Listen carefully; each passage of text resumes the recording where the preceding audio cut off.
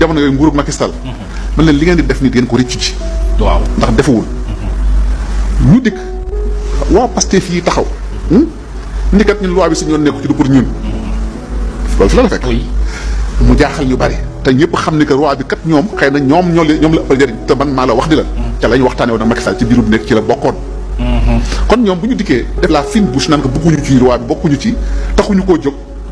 dama jàppoon ni ma ne man ñi nga xamee ne ñoom lañ ko seq ma leen ne yéen lu tax ngeen daw bay daanu ginnaaw bi ji tax ngeen ni da ngeen def loi bi li ngeen waxtaanee ñoom nee nañu bëgguñu lii fulla ak fayda mooy ngeen bañ a voté loi bi te loolu damay wax ci télévision laay wax dama koo wax ca kaw ñëpp dégg ba bind ko dama ci interpellé woon à l'époque Macky Sall le président Macky Sall mu ni ma booy de toute façon buñ ko wotewul bu ñoom ba parce que bu ñu voté ko loi bi on retire la loi le journal Le Quotidien en a titré le jour même bi ñuy voté loi bi curieusement on l'a voté kon c'est leur responsabilité sama yoon newul ci loolu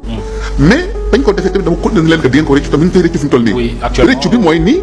dikk nañu waa Pastef seetal ci seen bopp ne ñoom bokkuñu defuñu dara Pastef wotewul insurrection wotewul rey magistrat wotewul rey président de la république wotewul yàq yi fi jàmbur wotewul rey policier wotewul dóor policier wotewul taal kër jàmbur wotewul yàq BRT wotewul yàq bis wotewul def attentat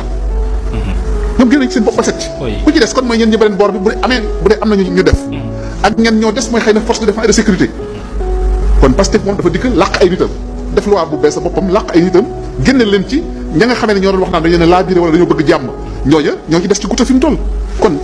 rëccu am na ci ñoom. mais ma jàmbal au moment où le président di Macky Sall di jël loi boobu c'est-à-dire dafa ci contexte boobu dafa fekk lu bari apaisement gaa ñi génn kaso dem campagne yi ñu am ci ak élection apaisée Sénégal jàll ci beneen alternance. même bu dee d'accord sax ci loi boobu loolu mooy escroquerie. ah loolu escroquerie. non parce que dañu ne nax opinion bi. Sénégal ba ñu jàppee Ousmane Sonko juillet 2023 ba nañu voté loi bi kenn dégg ko fi manifestation kenn dégg ko fi mu toj ñu toj fi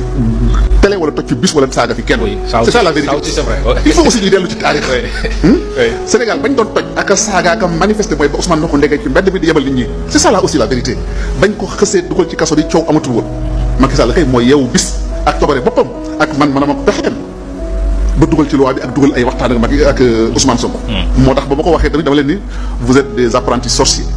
te loolu ma waxoon démb ak démb loolu lay wax.